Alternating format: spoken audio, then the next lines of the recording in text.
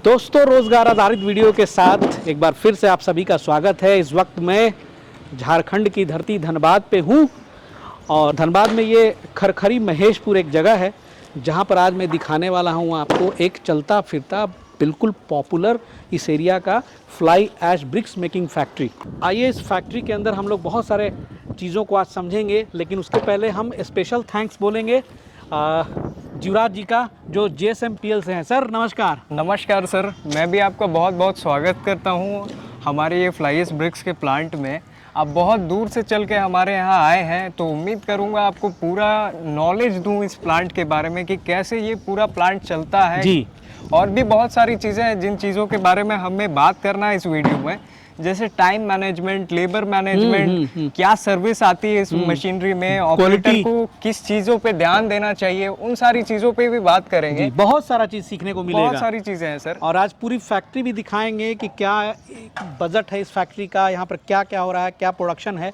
और देखिए यहाँ पे जो सामने हो रहा है, देख सकते हैं अभी ये फिनिश गुड्स जितना भी है ना। अच्छा, ये अभी आज का प्रोडक्शन है। ये आज का ही प्रोडक्शन है। हाँ, ये आज का प्रोडक्शन है। तो युवराज जी, यहाँ पे जैसा आपने बताया था पहले कि 15,000 से 18,000 ईंटें रोज बनती हैं। हाँ, रोज बनती है जी। और देखिए ये ताजी ताजी जो प्रोडक्शन है, इसको अभी यहाँ पे सजाया जाएगा।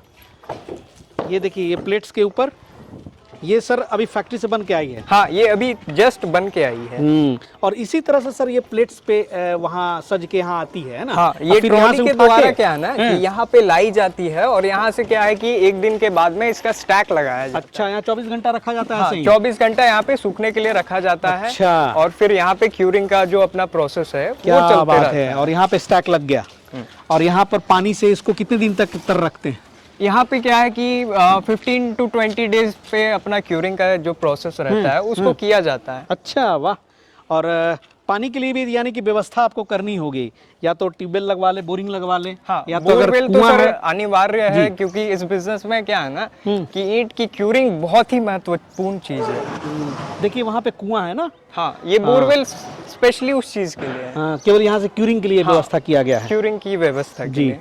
और जिस फैक्ट्री में हूँ, ये तकरीबन बता दूं कि लगभग मेरे ख्याल से ये 7 से 8,000 स्क्वायर फीट एरिया में ये सारी चीज़ें हैं। हाँ। और इसी के कैंपस के अंदर में ही आप देख लीजिए कितनी सारी चीज़ें हैं। वहाँ पर स्टॉक जो है, ईंटा जो बन के तैयार हो रही है वो है। उसके बाद जिन चीज़ों से ईंटा बनाई जाती है, जैसे कि ये स्टोन डस्ट हो गया, फ्लाई ऐश हो गया, सीमेंट हो गया, ये भी रखने की व्यवस्था होनी चाहिए। सारी चीज़ें सर जी। इधर जनरेटर भी है, आप देख सकते हैं। तो ये सब नेसेसरी चीज़ें हैं कमर्शियल प्लांट चलाने के लिए। हाँ। और इसमें जो खाली एरिया है, मुझे लगता है कि 75% ओपन स्पेस है और 25% स्पेस में ये पूरा शेड बना हुआ है। बहुत बढ़िया। आइए थोड़ा शेड के नीचे चलते हैं सर। और देखिए ये पूरा फ्लाई ऐश है ना सर। हाँ, ये पूरा फ्लाई ऐश का यहाँ पर फ्लाई ऐश के लिए नज़दीक पावर प्लांट कौन सा है? MPL है सर, माइथन पावर प्लांट। अच्छा, वहीं से आता है। कितने किलोमीटर पड़ती होगी यहाँ से? यहाँ से करीबन 20 से 22 किलोमीटर होगा। अच्छा। और ये जो स्टोन डस्ट वहाँ पे दिखा सकते हैं, वहाँ पे स्टोन डस्ट भी रखी हुई है। हाँ, ये स्टोन डस्ट है जी। तो स्टोन डस्ट कहाँ से आती है? ये जितने भी क्रशर है ना, नज़दीकी क्रशर प्लांट जो जहाँ पे भी है वहाँ से ये उपलब्ध हो जाता है। अच्छा। तो एक बात बताएं कि कभी कभी ये जो ईंटें हैं विदाउट फ्लाई ऐश केवल स्टोन डस्ट से भी बन जाती हैं। हाँ, तो क्वालिटी में तो अंतर आता होगा सर, एकदम आता है। जहाँ पे फ्लाई ऐश की उपलब्धि नहीं है वहाँ पे लोग क्या है ना कि बालू का यूज करके, सैंड का यूज करके बना सकते हैं, क्रशर डस्ट का यूज करके, सीमेंट को यूज करके बना सकते हैं। ये दो ही रॉ मटेरियल वहाँ पे यूज किया जाता है, फ्लाई ऐश को छोड़ दिया जाता है। अच्छा। वहाँ पे जो ब्रिक्स बनती है उनको सीमेंटेड ईंट कहा जाता है। अच्छा। हाँ, वो फ्लाई ऐश ब्रिक्स नहीं होंगी, दिखने में फ्लाई ऐश ब्रिक्स जैसी ही दिखेगी। अच्छा। लेकिन वो फ्लाई ऐश ब्रिक्स होंगी नहीं। सीमेंट कौन सी इस्तेमाल कर सकते हैं? जैसे ये सीमेंट की बोरियां हैं सर, ये क्या है ना, यहाँ का इंडिया सीमेंट इसे कहते हैं, कोरोमंडल है ये। ये OPC 53 ग्रेड का सीमेंट इसमें यूज होता है। ये नॉट फॉर सेल सीमेंट होता है। जी जी। डोमेस्टिक पर्पस में इनका यूज नहीं किया जाता। वाह। और देखिए भाई, ये देखिए भारी भरकम जो प्लांट है फ्लाई ऐश ब्रिक्स बनाने की, ये कितने ईंट की ये प्लांट है सर? सर, ये जो प्लांट है ये पूरी 12 ईंट की प्लांट है जी, जिसको 12 कैविटी हम लोग 12 ईंट है यहाँ पे ना। हाँ। अच्छा, तो ये जो 12 ईंट बनेंगे सर, एक स्ट्रोक में मारेगा? एक स्ट्रोक में 12 ईंट। इसका जो साइकिल टाइम है वो आपका 1 मिनट में 3 स्ट्रोक ये लेती है मशीन। वाह, यानी कि 1 मिनट में 36 ईंटें तैयार हाँ, होंगी। 1 मिनट में 36 ईंट क्या तैयार करती बात है, बहुत बढ़िया। अभी मशीन चालू भी होगी, वो भी क्लिप्स आपको देखने को मिलेगा, लेकिन अभी मैं समझा रहा हूँ कि देख लीजिए जो fly ash bricks making project होता है वो कितना बड़ा होता है।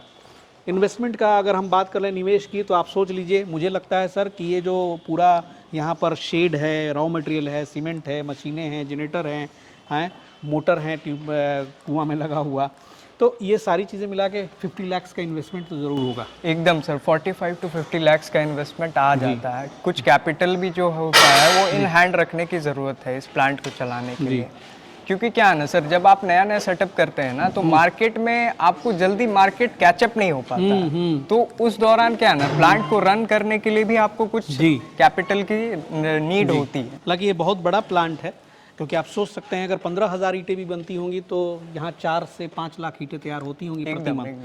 तो ये बड़ा प्लांट है, लेकिन इससे छोटे प्लांट्स भी जो होते हैं 1 लाख ईंटें वाले भी आप बना सकते हैं। तो उसी हिसाब से आप इन्वेस्टमेंट को रेशियो आप डिवाइड कर सकते हैं। देखिए यहाँ पे जो ईंटें खाली हो गई हैं वहाँ पे, उसके बाद ये जो है इसको क्या बोलते हैं, स्पैनल बोलते हैं, क्या बोलते हैं? नहीं सर, इसको रिसाइकल शीट बोलते हैं। रिसाइकल शीट, अच्छा रिसाइकल शीट बोलते हैं। या ब्रिक पैलेट आप बोल सकते हो। Pallet sorry, panel pallet pallet. तो ये पैलेट तो लेना सर बहुत नेसेसरी है। एकदम सर, यही पैलेट के ऊपर में ऑटोमेटिक मशीन का पूरा प्रोडक्शन डिपेंड करता है। जितना पैलेट आप रखोगे उतना प्रोडक्शन आपका निकलेगा जी। इस मशीन में पूरा 1500 पैलेट चाहिए आपको एक दिन का, जो इसका प्रोडक्शन कैपेसिटी है ना, उसको निकालने के लिए जी। और जितना आप पैलेट रखोगे उतना आपका प्रोडक्शन हुआ। ये पैलेट्स तो सर मिल जाती होंगी आप ही लोग के यहाँ से? हाँ, ये पैलेट हमारे यहाँ मिल जाती है जी। बहुत बढ़िया। क्या खर्च आता होगा सर?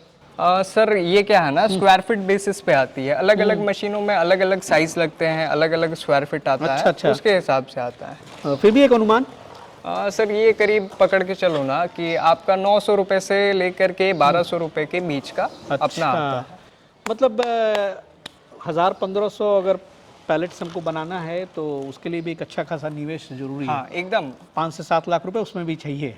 पूरा इन्वेस्टमेंट लग जाता है। खाली आप फ्लाई ऐश ब्रिक्स मशीन का ही ना सोचिए, ये सब भी सोचना पड़ेगा। तो भैया ये टोटल करीब से मैं एक मतलब लाइव फैक्ट्री दिखा रहा हूँ कि ये सारी चीज़ें दिमाग में आपके होनी चाहिए। अब आते हैं कि जो ईंटें बनती हैं, जो मशीन उसको बनाती है, उसको भी थोड़ा सा हम लोग डिस्कस कर लें। तो अब यहाँ से काम शुरू होता है ना सर, रॉ मटेरियल जो बनती है इसी मिक्सचर में जाती है। हाँ, इसी मिक्सचर के द्वारा क्या है ना कि आगे मशीन में इसका रॉ मटेरियल जाता है जी। ये देखिए भाई, यहाँ पे सर आप देख सकते हैं 2 मिक्सर लगे हुए हैं। यहाँ पे इन 2 मिक्सर में से एक मिक्सर में आपका मटेरियल मिक्स होता है और उसी दौरान एक मिक्सर के मटेरियल से मशीन को चलाया जाता है। अच्छा, फिर ये मिक्स होकर सर यहाँ गिरती है नीचे। हाँ, ये इस हाइड्रोलिक ऑपरेटेड सिलेंडर है, इनके द्वारा खोला जाता है। ये सिक्योरिटी सिस्टम के द्वारा दिया गया है कि लेबर मान लीजिए कि खोलते वक्त इसमें गिर ना जाए। और फिर इसके बाद ये कन्वेयर बेल्ट से होते हुए सीधा ऊपर जाती है, मशीन में जाती है, जहाँ पर वो ईंटें तैयार होती हैं, है ना? हाँ, यहाँ से ये मटेरियल आपका हॉपर की ओर चला जाता है जी, ऊपर में जाती है बेल्ट के सहारे। और वहाँ से ही जब मटेरियल जाएगी तो सीधी सी बात है, यहाँ पर आपके प्लेट्स जो हैं ये ऑटोमेटिकली अंदर जाएंगे ना? हाँ, ये अंदर आगे फॉरवर्ड होते जाती है सर, एक के बाद एक जी। और उसी पे ईंटें सज के आ जाती है। ईंट सज के आती है। क्या बात है। तो ये मतलब एक तरह से फुली ऑटोमेटिक प्लांट हो गया। हाँ, फुली ऑटोमेटिक। भैया यहाँ पे ये फुली ऑटोमेटिक प्लांट हो गया, लेकिन इसी में क्या है कि बहुत सारे ऐसी मशीनें होती हैं कि आधा अधूरा काम जो है इंसानों को करना पड़ता है। हाँ, तो उसमें सेमी ऑटोमेटिक या सेमी ऑटोमेटिक का दर्जा हम दे सकते हैं। तो इसमें क्या है कि आपकी बहुत बचत हो गई, लेबर की ज़्यादा बचत हो गई। अब केवल ढोने के लिए आपको यहाँ पे मजदूरों की ज़रूरत है। हाँ, ढोने के लिए सर इसमें क्या है ना कि अलग अलग सेगमेंट में, अभी इससे ऊपर सेगमेंट में आप जाएंगे ना तो वो उसका इन्वेस्टमेंट भी बढ़ जाता है, और दूसरा क्या है ना, वो फुल्ली ऑटोमेटिक प्लांट हो जाता है। वहाँ लेबर की मतलब नीड ही नहीं होती, बहुत कम, 3 से 4 लेबर में आपका पूरा प्लांट चल जाएगा। अच्छा। वहाँ पे क्या है, आपका लोडर लग जाएगा, बेचिंग प्लांट लग जाएंगे, कुछ साइलो वगैरह लग जाएंगे, और उसी से आपका पूरा प्लांट रन होगा। अच्छा सर, क्या करंट का लोड क्या लेना पड़ता होगा, कितने मोटर की जरूरत पड़ती है? सर इसमें क्या है ना कि अलग अलग मशीनों में अलग अलग पावर कंजम्पशन की कैपेसिटी होती है, अलग अलग मॉडल्स के द्वारा अलग अलग। जैसे ये जो मॉडल आप पर्टिकुलरली देख रहे हैं ना, इसमें आप पकड़ के चलो कि 63 kV से ऊपर का कंजम्पशन लग जाता है। उतना लग जाता है? उतना लग जाता है, बिल्कुल। जो मशीनें जब आती हैं सर यहाँ पे, तो आपके टेक्नीशियंस ही आते होंगे? हाँ, हमारे टेक्नीशियंस ही आते हैं। टेक्नीशियन आज आए हैं क्या साथ में? हाँ, हमारे टेक्नीशियन आए हैं। वो क्या है ना कि आपको पूरे प्लांट के बारे में, एक एक चीज के बारे में आप आइए उनसे थोड़ा सा उनसे भी जानकारी बात ले करते हैं। सकते हैं। हाँ बिल्कुल बिल्कुल। जैसे पार्ट ऑफ मेंटेनेंस सर जो होता है ना मशीनरी का, बिल्कुल, आप वो सारी चीजों के बारे में भी आइडिया ले सकते हैं, क्योंकि आज हम लोग प्लांट में मौजूद हैं। अच्छा। तो बहुत सारी चीजें हैं जो हम लोग प्लांट ओनर्स को भी नॉलेज दे सकते हैं उन चीजों के बारे में कि सर जैसे हमारा टाइम का कैलकुलेशन जो होता है, लेबर का जो मैनेजमेंट होता है, उन सारी चीज़ों पे हम लोग नॉलेज दे सकते हैं। दूसरा क्या है कि पार्ट ऑफ मेंटेनेंस क्या क्या इस मशीन में ज़रूरी होती है, कौन कौन सी चीज़ों को हमें ध्यान रखने की ज़रूरत है, मशीन में क्या क्या चीज़ें ऐसी होती है जो क्लीन करने की टाइम टू टाइम ज़रूरत होती है, वो सारी चीज़ें आप इनसे पूछ सकते हैं। जी जी। आप ही हैं ना सर? सर नमस्कार। नमस्कार।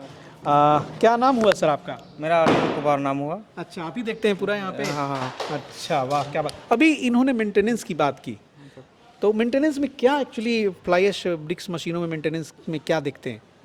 मेंटेनेंस में सर्विस का होता है, जो ऑपरेटर रहता है उनका क्लीन का काम रहता है। ऑपरेटर जो पैनल पे चलाता है, ये जो देख रहे हैं सर रॉड सब क्या है कि साफ कपड़ा में साफ किया जाता है, उसके बाद ऑयलिंग किया जाता है। अच्छा, तो ये कब कब करने की जरूरत पड़ती है? ये ध्यान रखना जरूरी, जो प्लांट चलाने के बाद जब बंद हो जाता है प्लांट, यानी कि रोज डेली का काम, डेली जम जाएगी?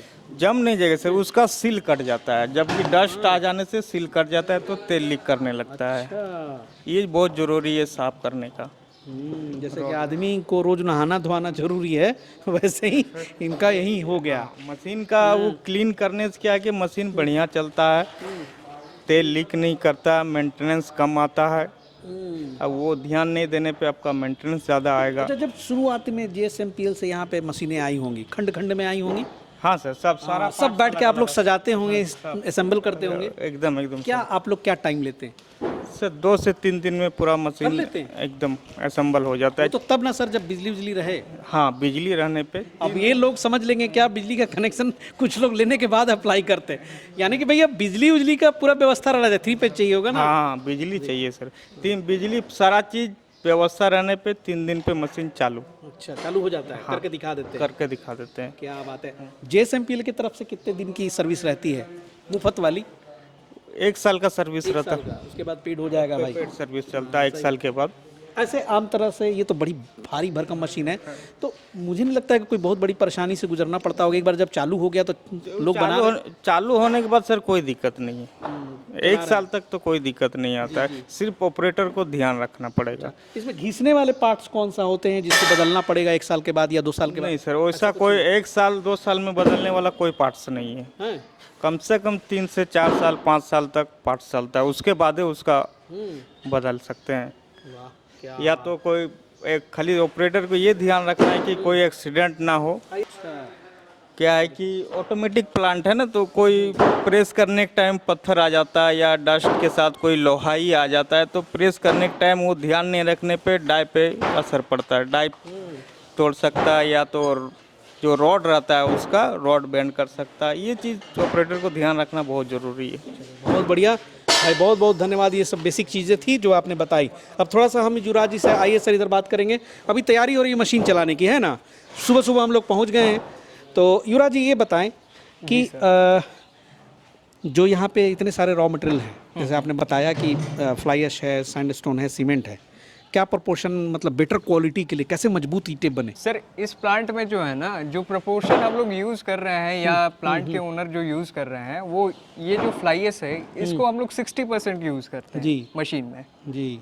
और जो अपना क्रशर डस्ट हो गया या सब्स्टिट्यूट जिसको बोले सैंड, उसको हम लोग 40% यूज़ करते हैं। देखिए भाई, ये फ्लाई ऐश है, एकदम लड्डू बना दिया और मैंने। अपना जो सीमेंट का जो क्राइटेरिया रहता है उसको 10%, मतलब अपने ठेठ भाषा में या कॉन्ट्रैक्टर की भाषा में कहा जाए तो 10-1 का मसाला टोटल इस मशीन में जाता है। अच्छा। हाँ, क्वालिटी पे ध्यान रखना होगा अगर मार्केट पकड़ना है। सबसे पहले सबसे पहले बड़ी फोकस वहीं पे चीज़ करना है। तो यही है कि क्वालिटी पे आपको भरपूर ध्यान रखना है। जो इस प्लांट के ओनर हैं उनको तो इस मशीन में जो भी ईंट बन रही है कॉन्ट्रैक्ट बेसिस पे वो चला रहे हैं या जो भी है वेज बेसिस पे चला रहे हैं, उनको ध्यान देने की ज़रूरत है अपने मिक्सर में। जो बड़ा पार्ट होता है वो मिक्सिंग का पार्ट होता है इस मशीन में।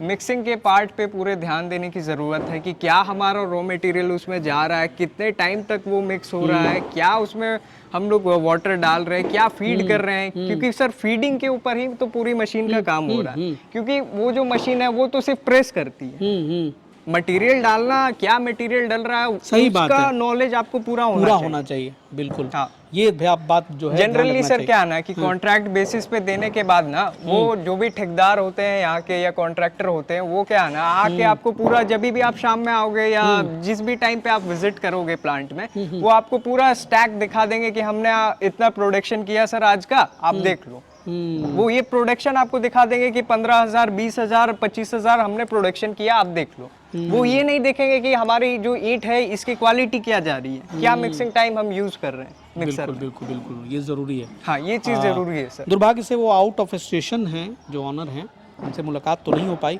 लेकिन युवराज जी से ही पूछेंगे कि इस तरह की जो प्लांट चल रही हैं यहाँ पर धनबाद में, खास करके इस इलाके में क्या ईंटों पर बचत हो रही होगी। सर यहाँ पे क्या है ना, धनबाद जैसे छोटे से शहर में क्या है ना कि यहाँ पे मैक्सिमम 1 रुपए तक का प्रॉफिट हमें 1 रुपये का प्रॉफिट है। हाँ, 1 रुपए का प्रॉफिट आपको मिल जाता सब काट के। है, सब काट के। क्या बात है।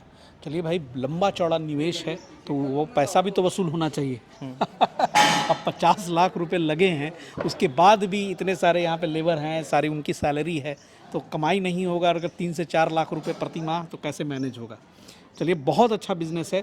और JSMPL जो है 15 साल से इस फील्ड में काम कर रही है, खास करके फ्लाई एश ब्रिक्स मशीनों के ये अच्छे मतलब मशीनों के निर्माता हैं। और मेरे ख्याल से पूरी इंडिया में आप लोग सप्लाई भी करते हैं। हाँ, all over India sir supply करते हैं मशीनें। अपने बिहार हो गया, बंगाल हो गया, यूपी हो गया, अभी तो चेन्नई तक हमारी पकड़ हो चुकी है, वहाँ तक मशीनें जा रही है, साउथ साइड भी, और अच्छी डिमांड है इन मशीनों की। चलिए, और पहले तो मैं आया था तो इनके पिताजी से ही बातचीत होती थी। ये पहली बार कैमरे पे आए हुए हैं मेरे साथ, चूँकि वो भी नहीं है। तो युवराज जी का बहुत बहुत थैंक यू और शुक्रिया कि बहुत अच्छे से आपने समझाया सर। और इसी तरह से मैं कोशिश करूंगा कि और भी जो है बिहार, उत्तर प्रदेश, बाहर उड़ीसा, बंगाल, मतलब अदर स्टेट्स में जो हैं इस तरह की जो फैक्ट्रियां हैं, जो वहाँ के माहौल हैं, है ना, वहाँ पर भी जाके हम लोग दिखाएं। हाँ सर, वहाँ पे जा करके क्या है ना, वहाँ पे स्पेशली आप वहाँ के रॉ मटेरियल के बारे में कवरेज कर पाएंगे, क्योंकि सारा खेल तो इसी पे है सर। सारा खेल इसी पे है सर। यहाँ पे क्या है कि ये रॉ मटेरियल जैसा आप देख रहे हैं, यहाँ पे एकदम फाइन रॉ मटेरियल आप देख पा रहे हैं। बहुत अच्छी क्वालिटी का है, बहुत अच्छी मटेरियल आप देख पा रहे हैं। बहुत जगहों पे क्या है ना कि ये जो फ्लाईएस है, इतनी चिकनी है, देख रहे हैं आप, ये देखिए सर, ये जो फ्लाईएस है ना, बहुत जगहों पे क्या है कि ये फ्लाईएस आप जैसे मिक्सर से खोलेंगे ना, हॉपर तक जाते जाते वो सेट हो जाता है, जम जाता है, और बिल्कुल शेप में चिकनी चुपड़ी ईंटें निकलेंगी। हाँ, एकदम शेप में बढ़िया ईंटें निकलती हैं। चलिए दोस्तों, फिर इसी तरह से किसी फ्लाई ऐश ब्रिक्स बनाने वाली फैक्ट्री के ऊपर हम लोग जाएंगे और वहाँ के एंटरप्रेन्योरशिप पर बात करेंगे। मिलते हैं अगले एपिसोड में बहुत जल्द। तब तक के लिए जय हिंद, जय भारत।